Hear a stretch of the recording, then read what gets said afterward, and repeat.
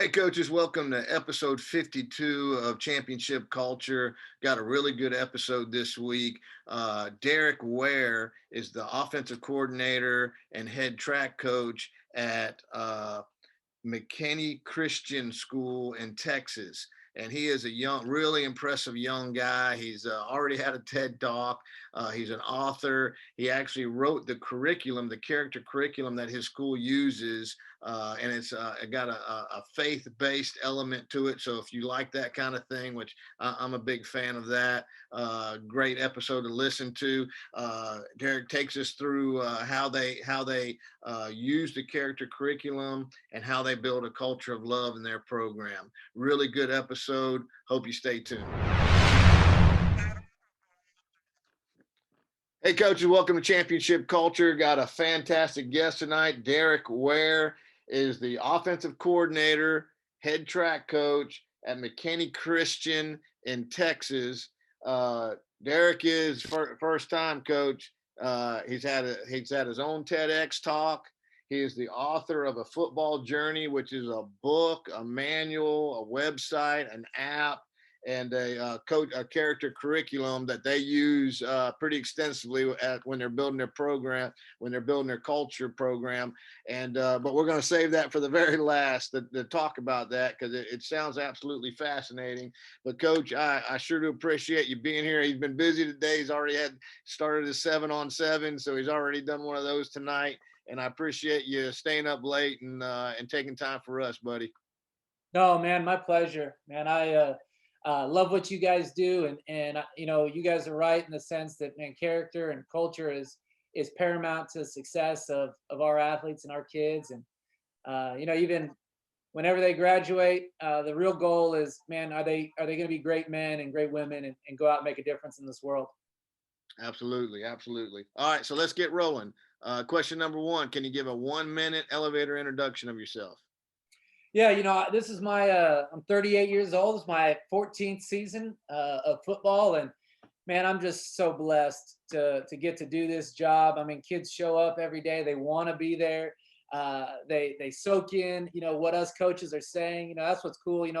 I'm a teacher too, and in my English class, the kids don't always want to learn English, but the kids that are out there on that football field on the track, man, they're there by choice, and that's just an awesome thing. And yeah, like you said, I've done some things, character curriculum and TEDx and lots of stuff. But it's I guess the real fun stuff is just the day to day getting to coach these kids. Awesome, man. Awesome. I've literally used that line in an interview before when I say, they don't always want to be in the English class, but they want to be at football, and that makes them more open to what we're preaching to them. So it's funny that an English teacher and get to say that from experience. All right, question number two. In your program, how do you define culture? So our culture is our operating system. It's the thing that defines how we behave, what we do, how we treat each other, our honesty, our vulnerability, safety. It's all of those things. And so, you know, if you're not doing something intentional to build your culture, to give kids the insight that they need to know, like, if you asked our kids, they could tell you what our culture is. They could tell you, they'd give you three things. We'll talk about those here in a second, but uh, man, that's the most important thing is your culture. That's the foundation for your success. And you got to guard it. You got to protect it. And 99.9% of kids are all gonna, when you give them the tools, they're gonna do what's right, and they're gonna follow your culture. And so I guess the question is what do you do with that 0.01% of kids that willingly and admittedly break the rules? So you got to protect it and guard that culture. So that's what all coaches struggle with is how do you protect it too? So Well, I love what you say on that. I'm a big proponent of your kids. If you ask your players, they got to be able to tell you what the culture is or what the mission is. When you ask assistant coaches, they got to be able to tell you or you don't really have one. So that's kind of a hot button for me, is that it's so important, even though at the beginning they're just kind of memorizing what you tell them to say. I think it starts getting into their DNA once they can spit it back at people when they're asked that question. All right, so question number three. This is the big one. This is where we steal all your ideas, Coach. Number three. What are the best three things you do to build culture in your program? Yeah, awesome. So I guess our big overarching theme is just one, a culture of love, encouragement, and predictable discipline.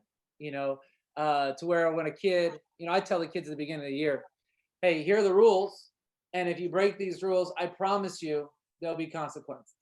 And so then when a kid makes a mistake, something happens, that I can come back and say, hey, look, I love you.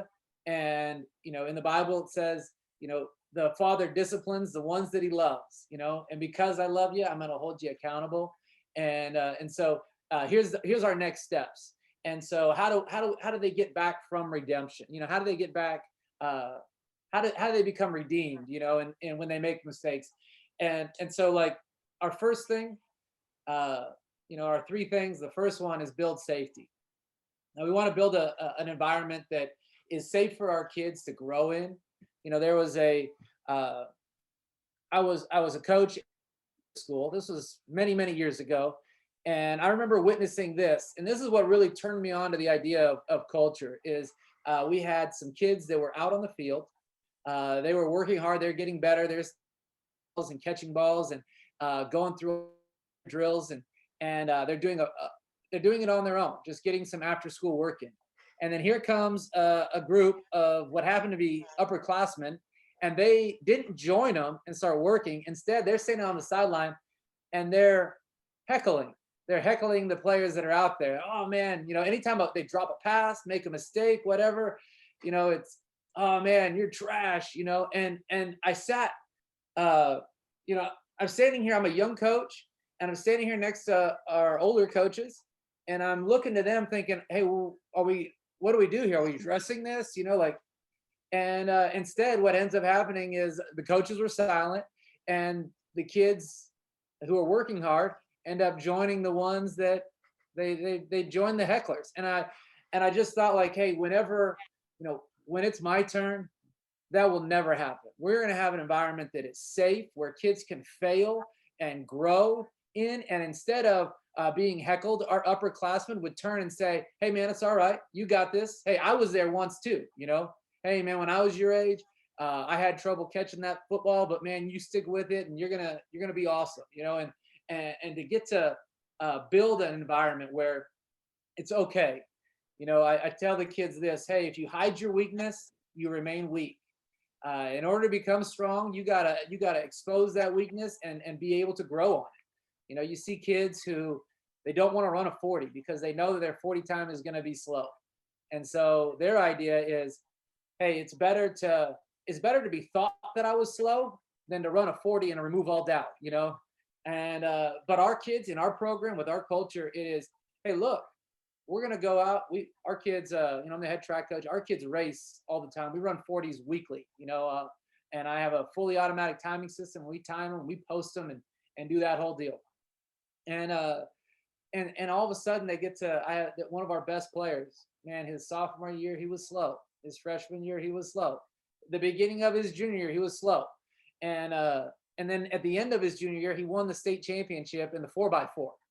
And it's like, I take his 40 times, and I've got 3 years worth of data with him, and he's ran like over 150 40s, and I track them and I graph them, and it's like you just see this thing just slowly working its way down, and our kids know that. And so it's like, hey, look, if the kid would have ran a 40 and been slow and then turned around and said, well, I'm never doing that again, well, how is he ever going to grow? And so to build an environment where kids can safely compete, where they can be challenged, where they fail, and not be condemned for it, where it's okay to ask for help.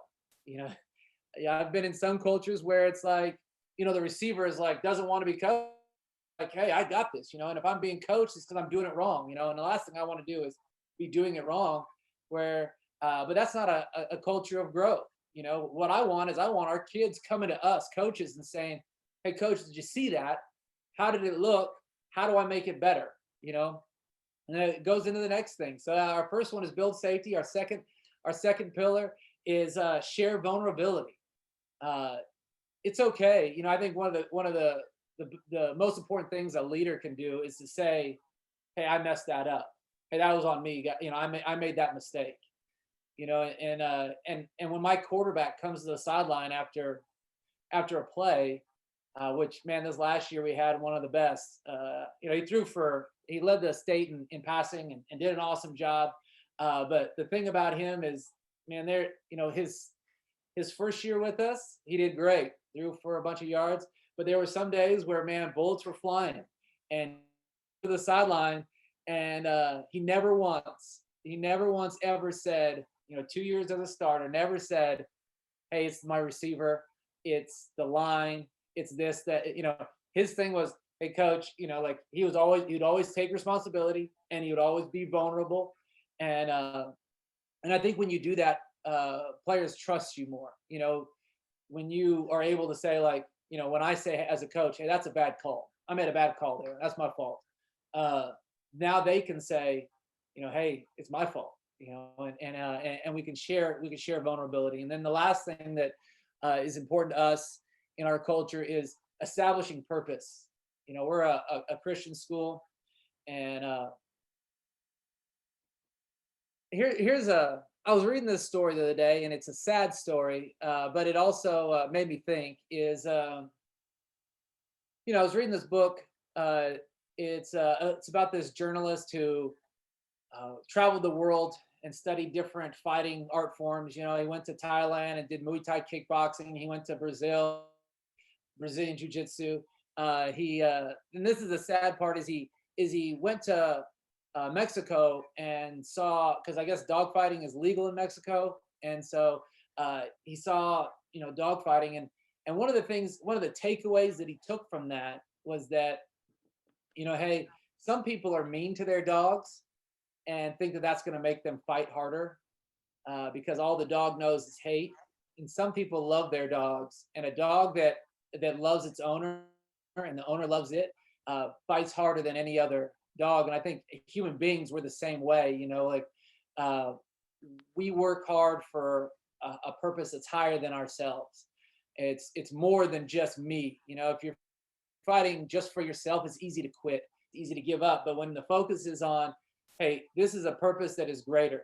You hear these stories about soldiers who carry someone for 48 hours and somehow bring them back to the base, and you ask them, like, hey, why did you do that? And it's never like, oh, because I knew my boss would yell at me if I didn't. It's, hey, this is my friend, and I love him, and I care about him more than I care about myself, and I'll do anything for him. And so our thing at MCA is we call it he, we, me. And so, like, our first purpose is to model God's love, to further his kingdom, to honor him in everything that we do. And so that's the he, capital H, capital E. He is honor the Lord in what we do. And then the second thing is we, which is the focus on each other, that we, our team, is more important than ourselves. And then the last thing in lowercase letters is me. That's the thing that, it's not about my catches. I tell the kids this story every year. There was a time I played receiver. I went to Harding University and played receiver there. I remember there was a time where I thought, like, hey, man, it's all about, like, getting my catches. And a game was a great, win or lose, a game was a great, when I was in high school, it was a great game if I got 10 catches. And it was a bad game if I didn't, and the thing is that that's never enough. It's never going to be enough. If I got 10 catches, I thought, man, I should get 11. I should get 12, and so all that leads to is disappointment. You're focusing on just gathering all that you can get for you, and it's futile. And so, the real thing is focusing on others. And once I learned that, that ability to care about my teammates, to care about the team, to just serve, to just be out there serving, that's when the true enjoyment of the game came. And so, these kids, I try to give them the experience that I gave. We use the character curriculum, a football journey, with our kids. And so, like, every week we meet with the kids and we go through a different lesson. And that's one of the lessons on there is caring more about your team. The team is first. It's team over me. And so we talk about that and what that looks like. And in that character curriculum, we got lessons every, so we know we're systematically teaching all the things that are the culture that we want. And also, we talk to them too about like dating and car. As a teacher, we all have had kids that have been seriously injured or died. I had a student die. I've had two students die in car accidents. And so it's like, man, if we're not talking to our kids about that, like, we're not doing all the. And so one of the lessons is about driving. Hey, you're driving on the street and a squirrel runs out in front of you. You're gonna have to run the squirrel over. Don't steer off the road, and hit the grass because now you're out of control. Or hey, don't be joking around and driving that car. We talk to them about that every year. How many weeks is the curriculum? Yes, 37 weeks. 37. There's four volumes. So the kids never get the same lesson twice. And so it's like, you do volume one your first year, and then the next year you got volume two, and then volume three, and then volume four. And so a kid goes all the way through it and they never hear the same stories. They never hear the same, the lessons might be over similar topics. Like, we talk about drugs and alcohol every year. That's one of the biggest ways that kids derail their dreams, so that needs to be addressed. We talk about some aspect of dating, every year.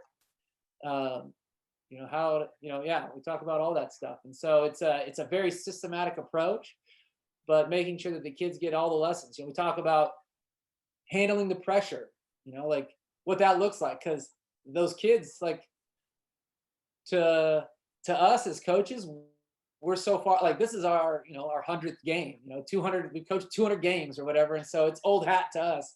We're not nervous, but that kid, this is his first or second time, like, being a starter. And like, man, those kids that are he gets a stomach ache. And then as a coach, you're standing up saying, hey man, this is the most important thing of your life, and you better not fail because your girlfriend's in the stands and she's going to see you.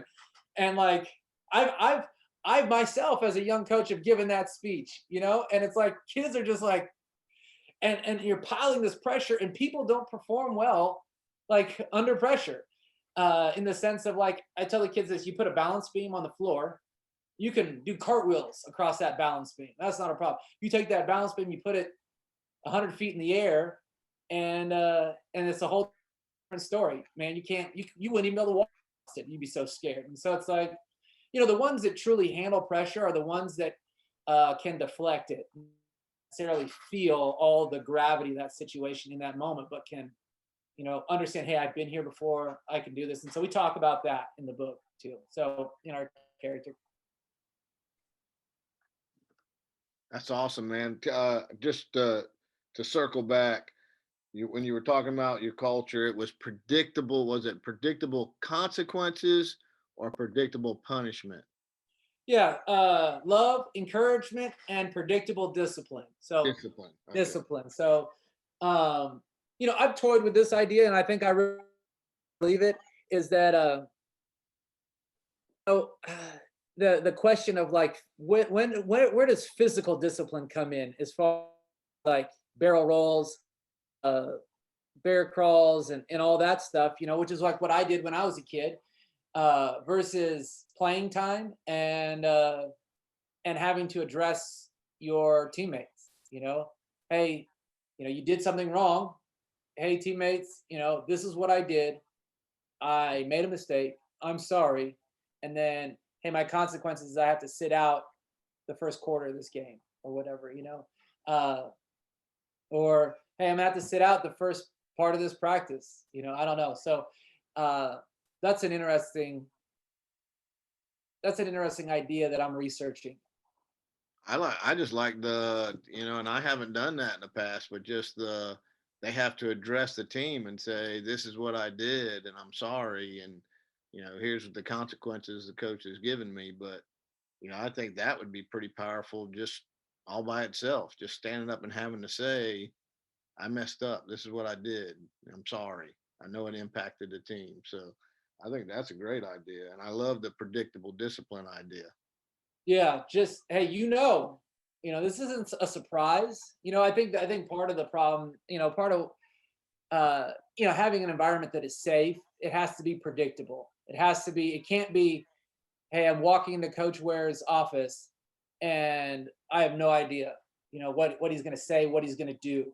It has to be, hey, look, this is what I did. I know my consequences.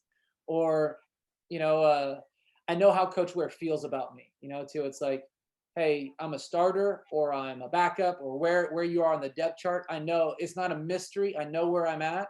I know what I need to work on.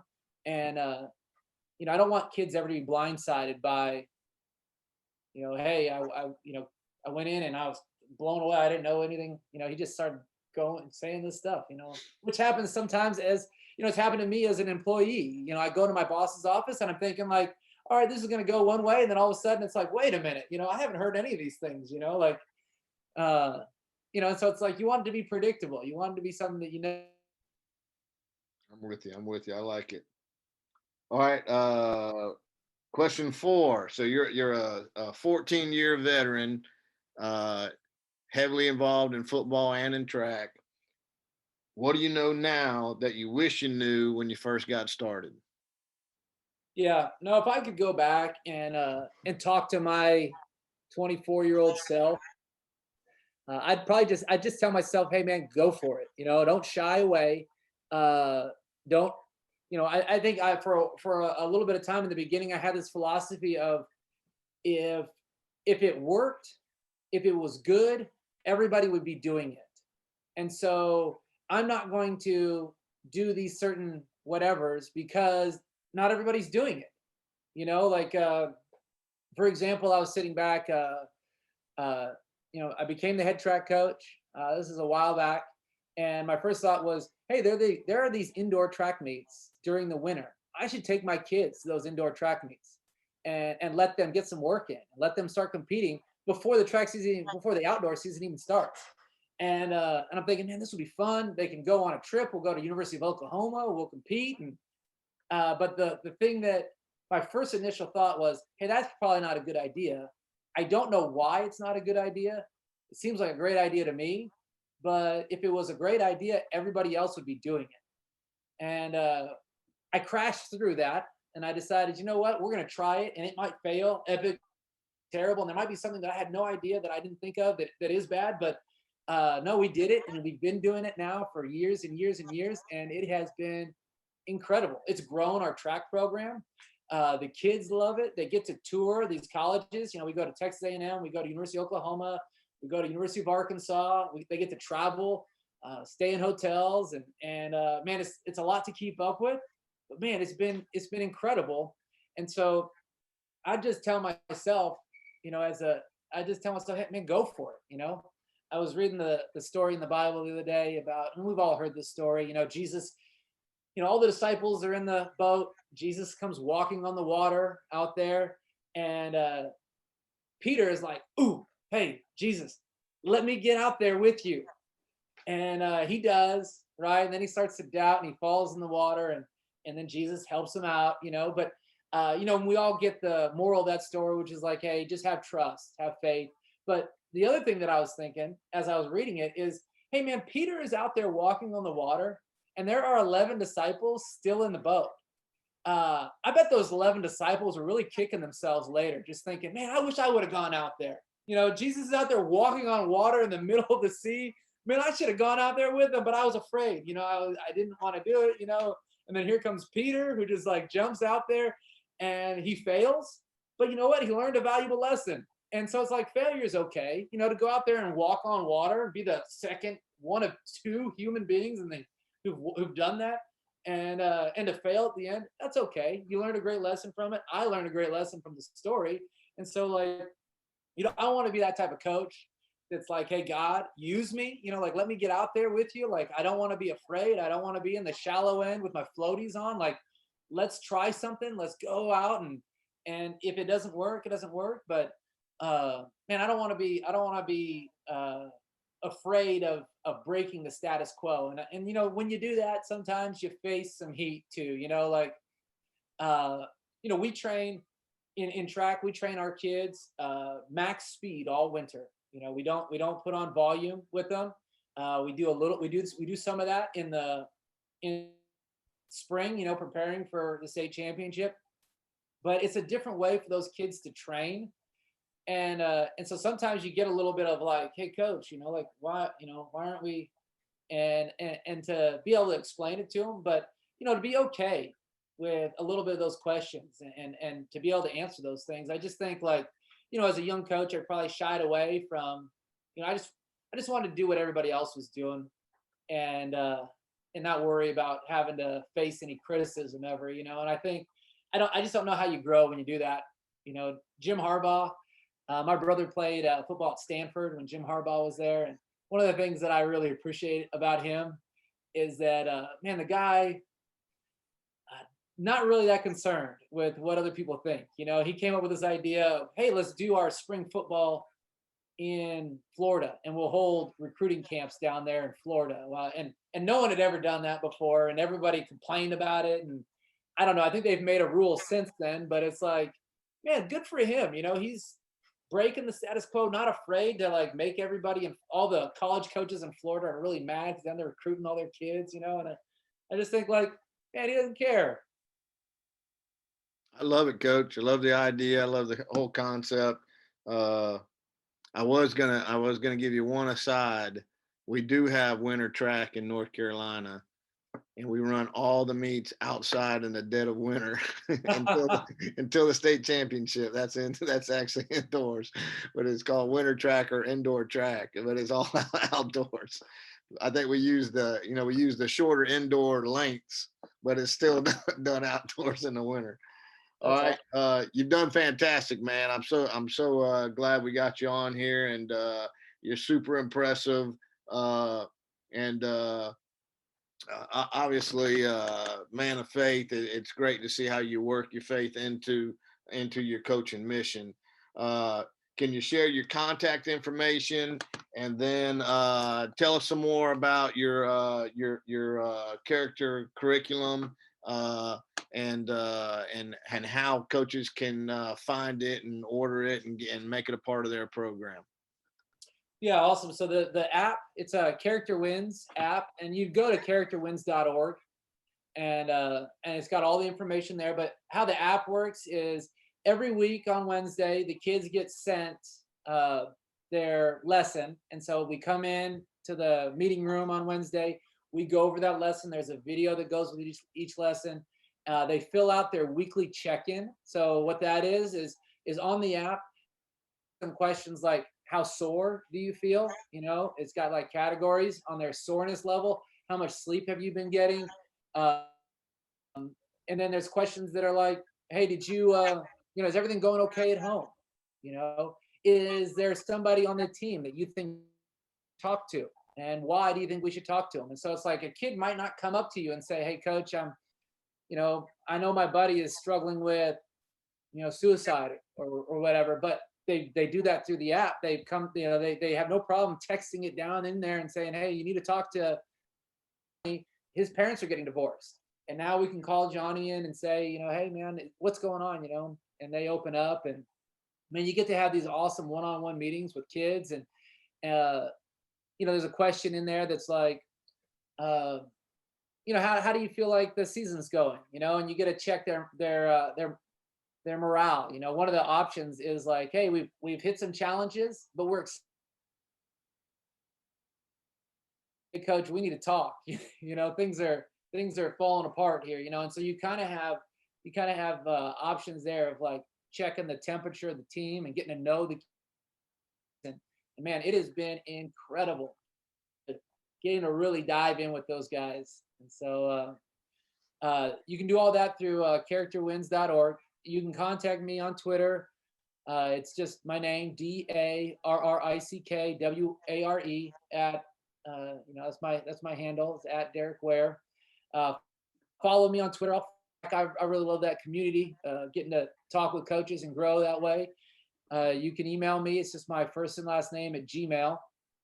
And characterwins.org is where you can find the curriculum and all that stuff. Man, it has been a game changer for our program, and coaches all over the country use it.